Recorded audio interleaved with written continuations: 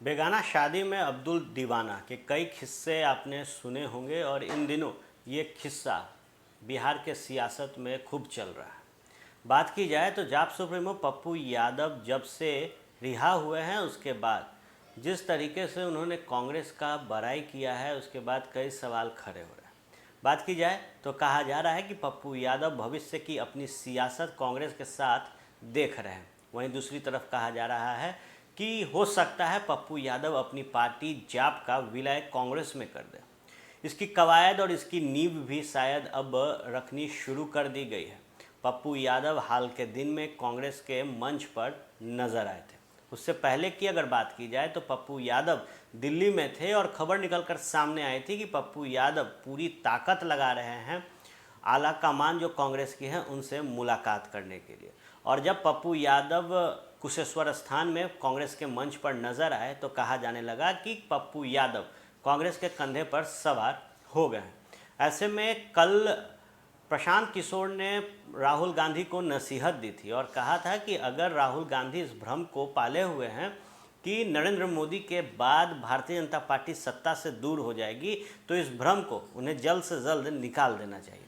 प्रशांत किशोर ने कहा था कि जो पावर हब है भाजपा वो अगले कई सालों तक हिंदुस्तान में रहेगी, यानी कि नरेंद्र मोदी के बाद भी केंद्र में जिस तरीके की सियासत भारतीय जनता पार्टी ने की है उसका एक लंबा सफ़र केंद्र में नरेंद्र मोदी के बाद भी भाजपा के तौर पर नजर आएगा।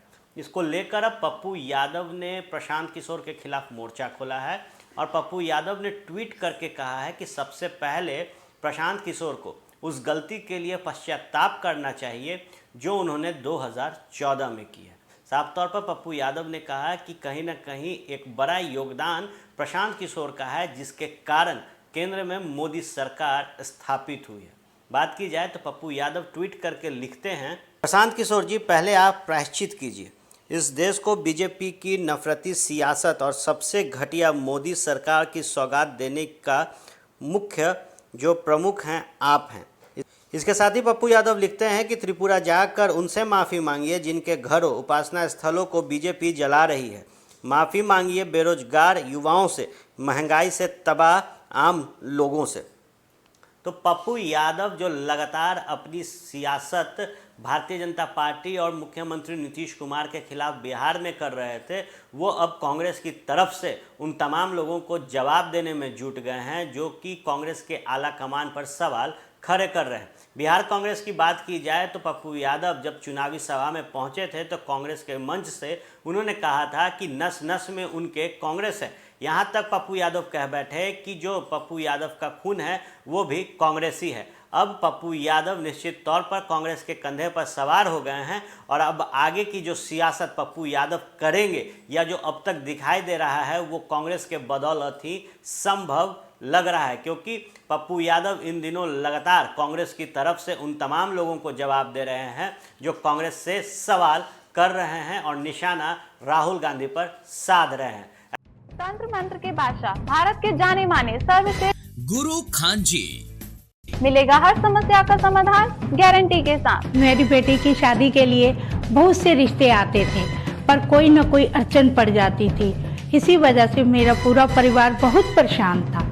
बाबा जी की दुआओं से आज मेरी बेटी एक बड़े घर की बहू बनी। भटको चाहे जहां, काम होगा सिर्फ यहाँ। गृह कलेश, कर्ज मुक्ति, प्रेम विवाह, जादू टोना, पति पत्नी में अनबन, सौतन या दुश्मन से छुटकारा, विदेश यात्रा में रुकावट, फिल्मों में प्रवेश और कोर्ट कचहरी जैसी समस्याओं का समाधान। सभी समस्याओं का समाधान गुरु खान जी। अभी कॉल करें 9821707996। ऐसे में जो नसीहत प्रशांत किशोर ने राहुल गांधी को दी उस नसीहत को लेकर अब प्रशांत किशोर के ऊपर जाप सुप्रीमो पप्पू यादव ने करारा हमला करते हुए कहा है कि आपको देश की आवाम से माफ़ी मांगनी चाहिए, पश्चाताप करना चाहिए उन गलतियों का जो आपने 2014 में केंद्र में मोदी सरकार को लाने में मदद की थी। बहरहाल आप बने रहे फर्स्ट बिहार के साथ। खबरों का सिलसिला यूं ही चलता रहेगा।